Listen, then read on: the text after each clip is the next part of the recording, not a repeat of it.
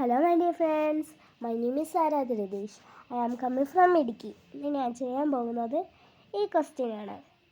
When the expression 35.625 minus 26.510 is divided by 40.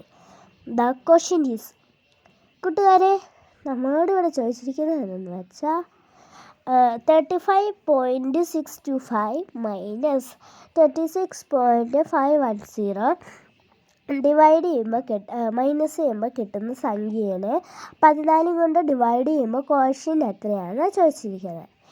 നമുക്കതെങ്ങനെ ചെയ്യുന്നതെന്ന് നോക്കാം. നമുക്ക് ആദ്യം ഈ സംഖ്യകൾ മൈനസ് ചെയ്യാം.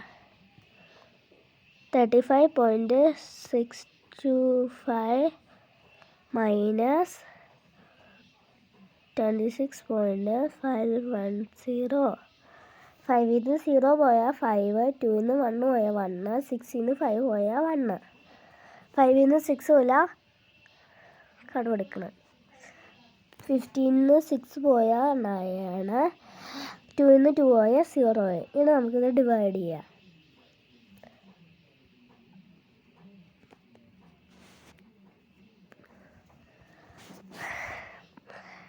നം 9.115 40. 9 ൽ 40 ഇല്ല, അതുകൊണ്ട് 1 കൂടെ എടുക്കണം. 91 ൽ 40 6 ടൈംസ് അപ്പോൾ 84 കിട്ടും. നമുക്കിത് മൈനസ് ചെയ്യാം. ഇവിടെ ഒരു പോയിൻറ്റും കൂടെ ഉണ്ട്. 4 ൽ 8 പോയില്ല, കടമെടുത്ത് ഇത് 11 ആക്കണം. ഇവിടെ 8. 11 ൽ 4 പോയാൽ 7. ഈ 1 ഇവിടെ ഇറക്കി എഴുതാം. 71 ൽ 14 5 ടൈംസ് 70 കിട്ടും. റിമൈൻഡർ 1. ഇനി 5 ഇറക്കി എഴുതാം.